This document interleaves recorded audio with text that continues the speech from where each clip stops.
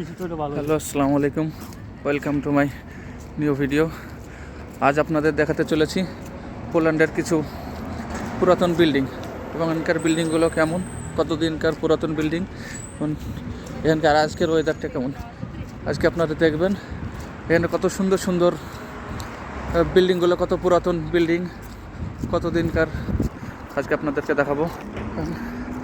আপনারা হয়তো জানেন না, এখানে এর আগে আপনাদেরকে দেখেছিলাম পোল্যান্ডের বরফ পড়লে কেমন লাগে, এবং আজকে দেখুন আজকে এই সুন্দর শুকনো আবহাওয়াতে কত সুন্দর লাগছে।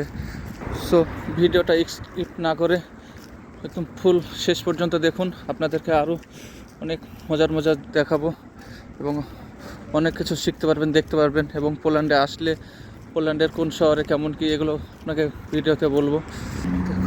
দেখুন আপনারা এখানে পোল্যান্ডে বিকেল টাইমে কত মানুষ, কত ব্যস্ত, কত কোথায় থেকে কাজে থেকে আসছে, সব আপন আপন কাজের উদ্দেশ্যে কেউ যাচ্ছে এবং কাজের উদ্দেশ্য থেকে আপনার রুমের দিকে রওনা দিচ্ছে। আপনারা দেখতে পাচ্ছেন, দেখুন এখানকার বিল্ডিংগুলো প্রায় সবই একই রকমের কালার হয় এবং সবই একই, এর থেকে বেশি বড় বিল্ডিং খুবই কমই হয় এর ছোটোখাটো শহরগুলোয়, কিন্তু বড় বড় শহরে আরও বড় বড় বিল্ডিং আছে।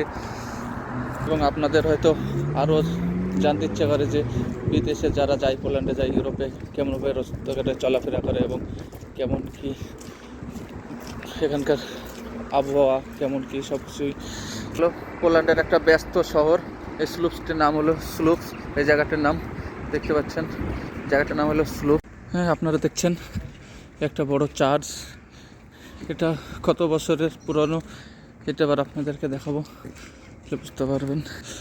দেখুন এই চার্চের সামনে কত সুন্দর দেখুন বিল্ডিংগুলো, এবং সাজানো আছে, সব ক্রিসমাসের জন্য সাজানো আছে এখনও, যদিও বা খোলেনি, এগুলো আস্তে আস্তে সব খুলে দেবে। বুঝতে পারছেন কত বড় চার্চটা, কত লম্বা। এই যে চার্চটা এটা দেখছেন, এটা আপনার 110 বছরের পুরনো। দেখুন কত সুন্দর হয়ে আছে, ইটগুলো কত সুন্দর হয়ে আছে সব। দেখুন একটা বিদ্রঙ্গা। এবং আপনাদের অনেকের প্রশ্ন থাকে যে আমরা পোল্যান্ডে কীভাবে যাব এবং পোল্যান্ডে গেলে কোন শহরে কেমন কাজ আছে, সেগুলো আপনাদের অনেকেই জানতে ইচ্ছে। আর সব থেকে ইম্পর্ট্যান্ট কথা হলো, আপনারা হয়তো ভাবেন যে এখানের ভাষা কী এবং এখানকার ভাষা আমরা কতটুকু জানি, কতটুকু কী বলতে পারি। সত্যি বলতে হলে এখানকার ভাষা আমরা কিছুই জানি না, কিছুই বুঝি না। এখানকার ভাষা হলো পলিশ ভাষা। অনেকই ভিডিও বানালাম, ভিডিও বানানোর মাঝ শেষে একটুখানি মজা করি। হ্যাঁ, আমার ভাই একটা ক্যামেরা করছিল, আমার একটা ভাই, ওনাকে দিয়ে আমি একটু মজা করলাম। তো যাই হোক, এখানকার প্রায় প্রত্যেকটা পার্কেই এরকম জিম করার জন্য, এরকম এক্সারসাইজ করার জন্য এগুলো লাগানো থাকে। আপনারা আসবেন, যদি এসে প্রত্যেকটা পার্কে যাবেন, প্রায়ই পার্কে এরকম আছে, এরকমভাবে একটু ডিউটির থেকে এসে একটু আপনাদের শরীর এক্সারসাইজ করতে পারেন, আপনাদের বডির শরীর ভালো থাকবে এবং জিম করার কাজগুলোও হয়ে যাবে। আসবেন, এসে এনজয় করবেন, মজা করবেন। তবে একা আসলে ভালো লাগবে না, কোনো বন্ধু বান্ধবদের সঙ্গে আসলে তবে একটু মজা করবেন, ভালো লাগবে। কেননা পার্কে একা একা ভালো লাগে না ঘুরে বেড়াতে যদিও। তবে আসুন, আর আপনার পোল্যান্ডে আসলেই এসে কাজ করবেন, কাজের ফাঁকে ফাঁকে একটু ঘোরাঘুরিও করবেন এবং এক্সারসাইজ করবেন। দেখুন এই জিনিসটা যদিও বা অতটা ভালো নেই, কেননা আওয়াজ হচ্ছে, একটার সঙ্গে আরেকটা ম্যাচ করছে না, বহুত সমস্যা হচ্ছে।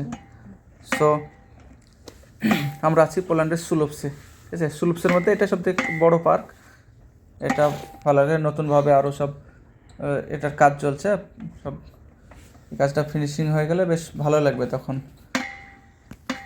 তবে এটা গরমের সময় এই পার্কটা সব থেকে একটা মজার জায়গায়, গরমের সময় এটা ভালো লাগবে, কেননা অনেক গাছে পাতা থাকবে, অনেক বাচ্চারা সব খেলা করবে, এখানে অনেক বড় মানুষ আসবে, এসে বসে থাকবে, টাইম পাস করবে।